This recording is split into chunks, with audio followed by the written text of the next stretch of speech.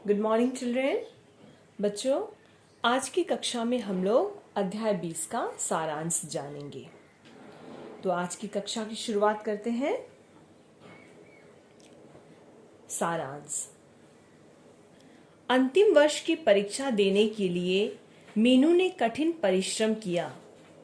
आज उसका अंतिम पेपर था। मीनू जब परीक्षा कक्ष से बाहर आई तो आज वो अपने को पूर्ण रूप से स्वतंत्र महसूस कर रही थी। क्यों?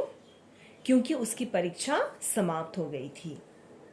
मीनू की सहेली माया के चेहरे पर भी प्रसन्नता झलक रही थी। माया ने उसे उस दिन पिक्चर देखने का प्रस्ताव रखा।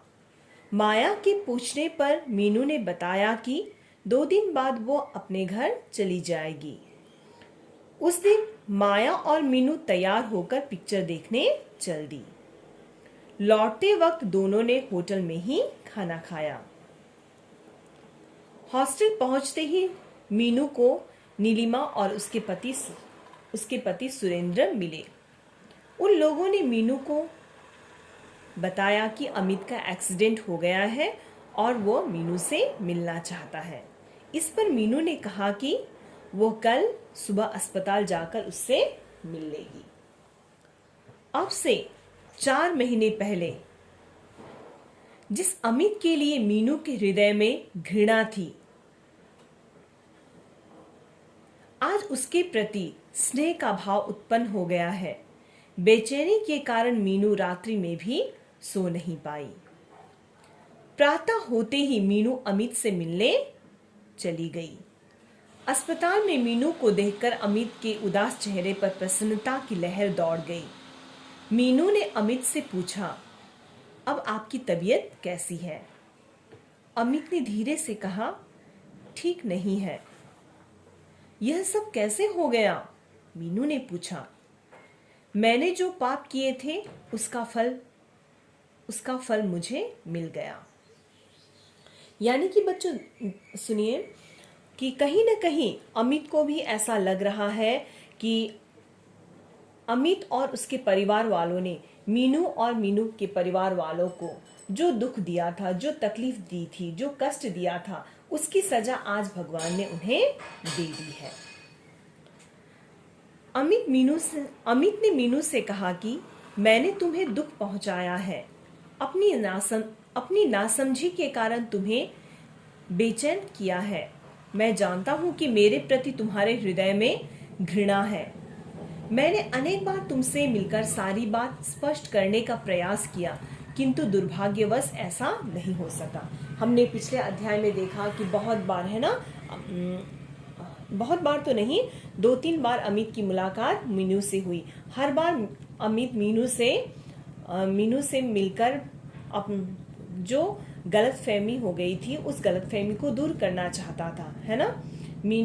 अमित ने जो गलती की थी उसके लिए मीनू से वो माफी मांगना चाहता था, लेकिन उन्हें ऐसा अवसर ही नहीं मिला। इसलिए अमित कह रहा है कि इसलिए अमित ने कहा कि मैंने अनेक बार तुमसे मिलकर सारी बात स्पष्ट करने का प्रयास किया, किंतु दुर्भाग्यवश ऐसा नहीं हो सका। अमित ने विस्तार से आप बीती सुनाई और यह स्वीकार किया कि वो अपने माता पिता के सामने कुछ बोल न सका। शायद यही उसकी सबसे बड़ी भूल थी। अमित भी मीनू को पसंद करता था। पहली नजर में ही अमित को मीनू से प्रेम हो गया था, लेकिन ये बात अमित अपने माता पिता से न कह सका। मैंने तुम्हें यहाँ इसलिए बुलाया था कि सारी बात बताकर तुमसे क्षमा मांग सकूं। अब मैं तुमसे चाहता हूं कि तुम मुझे क्षमा कर दो। यह कहकर अमित रो पड़ा और मीनू की आंखों में भी आंसू आ गए। मीनू ने अमित से कहा कि भाग्य ने हमारे साथ धोखा किया है, इसमें तुम्हारा कोई दोष नहीं है। जब तुम्हारा कोई दोष नहीं है तो क्षमा कैसी? अमित कहता है कि मैं इस समय मृत्यु शैया पर पड़ा हूं। न जाने कितने दिन की जिंदगी और है। जब तक तुम क्षमा नहीं करोगी तब तक मैं चैन से न मर सकूंगा। मीनू कहती है कि अमित तुम जल्दी ही ठीक हो जाओगे। तब अमित कहता है कि मेरे हाथ पैर की हड्डियां चूर चूर हो गई है, इस दशा में मैं पूरी तरह से कैसे स्वस्थ हो सकता हूँ। इसी समय अमित की माँ भी वहां आ गई। वो मीनू को पहचान न सकी। मीनू ने उन्हें नमस्कार किया। अमित ने परिचय कराते हुए कहा कि माँ, ये मीरापुर वाली मीनू है।